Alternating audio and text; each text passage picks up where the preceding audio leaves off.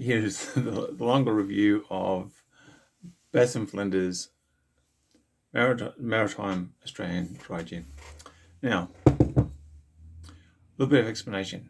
There was a temptation to go into cocktail recipes, okay? However,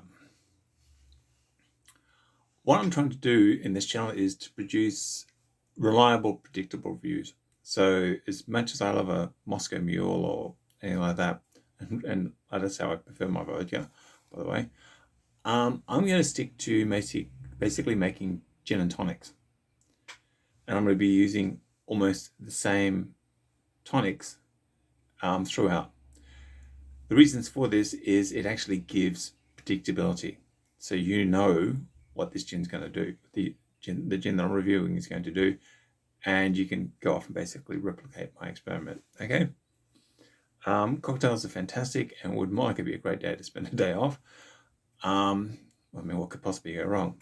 Half a dozen gins, 50 cocktails to make. Yeah, do I really need to pick my kid up from school at midnight? Perhaps not. So anyway, that's the word of explanation before I get into the review. You will be only ever having the boring, in some people's eyes, gin and tonic out of this reviewer. Now, this stuff, it's got a nose on it. It really is very good. I've been itching to get into Bass and Flinders for a while, and I'm glad I did. Having sipped a bit of this neat,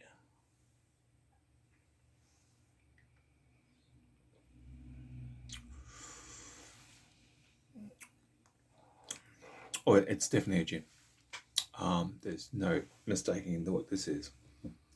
The write-up, and I love people who put stuff on the side of bottles. It's just the most amazing thing. Thank you very much. You actually saved me at times some thinking. It's got the write-up, and I'll read it to you because I think this is pretty good. Inspired by the coastline, sea breeze, and rocky shores of the Mornington Peninsula, this fresh, savoury gin delivers a uniquely Australian twist, classic dry gin. Bingo, yeah. Locally foraged kelp and samphire, which is a little succulent that grows on the cliffs and that down the Mornington Peninsula. It's actually edible. Complement dry juniper notes, while coastal saltbush, lemon myrtle, and currant bush provide depth of flavour reminiscent of the Australian bush that hugs the coastline of the Mornington Peninsula. For those of you who know Melbourne, have been down to the Mornington Peninsula, it's pretty rough and rugged. The bottom half of it faces Bass Strait, and yeah, it's just amazing. It's incredibly rough and rugged. I mean, God, we place down there, Harold Holt went swimming and never came back, so there's still a Prime Minister out there somewhere. Maritime gin is an ode to Bass and Flinders coastal home where fresh salty air meets the eucalypt and wine-growing hinterland. Truckload of good wine being grown down the Mornington Peninsula, I assure you. Bass and Flinders is an award-winning artisanal distillery located on Victoria's Dromana Peninsula. Dromana is about an extra 10 or 15 kilometres down the peninsula from Frankston, which is where the train line officially ends. Okay, so that is it. That's the write-up. And yeah, I agree with it completely. Now, not as much of this in this glass as what I want. And I think I will start with one of my preferred gins. I speak. My preferred tonic water, which would be Cuppy Dry. Now, no ice cubes in this, mainly because it's a rather cold day in Melbourne, and ice is the last bloody thing I need. This is here to warm me up, not chill me to my bones. If I want to be chilled to my bones, I have an ex-wife for that. Okay, so.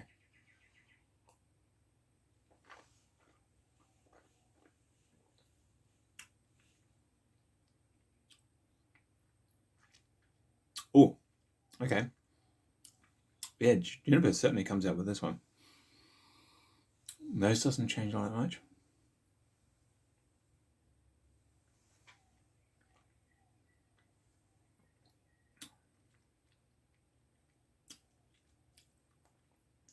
You know those moments you have when you don't know what you're tasting, but it tastes damn good? Yeah, this is one of those moments. At the moment, I'm getting enhanced juniper, which is great because it is a gin. Um,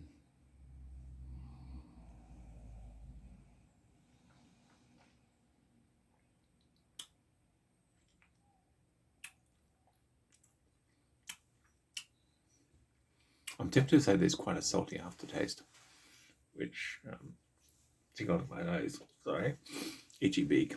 Hmm.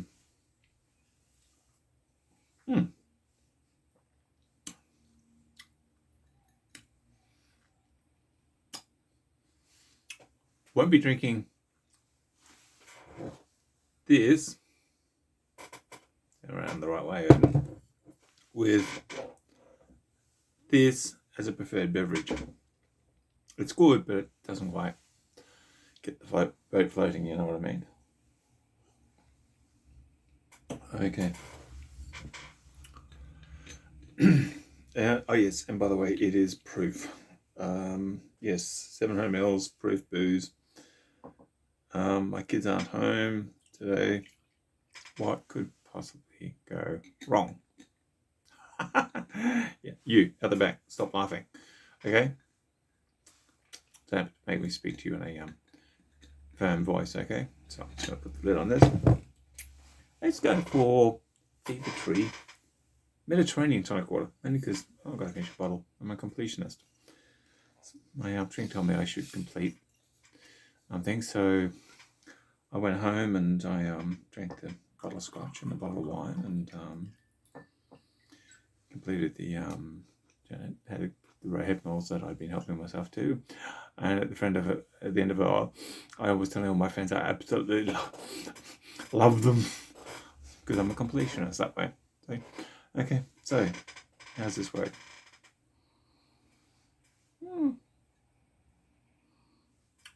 See, gin's basically chemistry.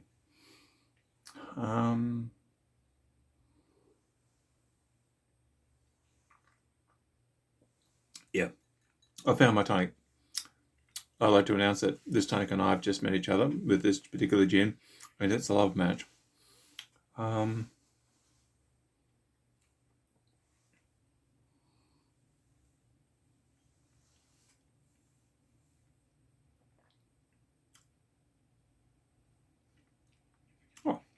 sorry. I'm trying to turn on the analytical part of my brain, and that doesn't always succeed.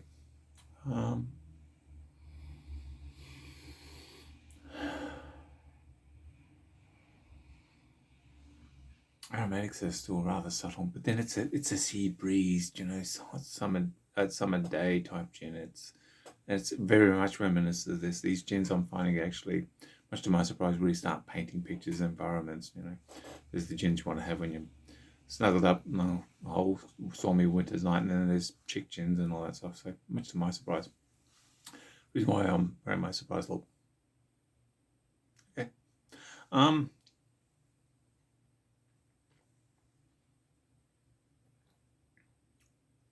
Yeah, very mild, very drinkable.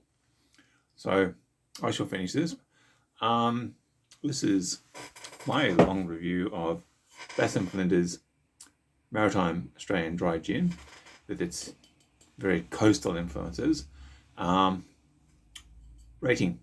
Yeah, the fat kid is really damn wobbly on the seesaw with this one. He's not yet passing out. Now that I mixed it with tonic water, a couple of tonics. But yeah, the fat kid is really going down the seesaw very fast. I should be exploring more of this range.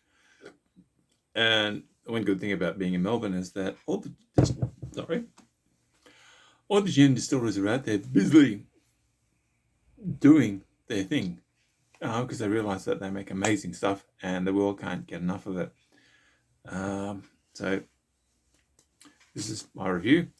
Go out, get some. It's about $70 a bottle from my local Dan Murphy's. Especially, you know, the usual stuff in the description. But you've just decided that this is the most amazing review of a gin you've ever seen, and you've hit the subscribe button. But once you've done that, go and tell your mates. We can't keep these gins a secret, okay? The world needs to know. So, do your civic duty, hit subscribe, and go and tell your friends. And share before I get bruises on my chest. Okay? I'm Odin. You're not. You're a subscriber. Bye.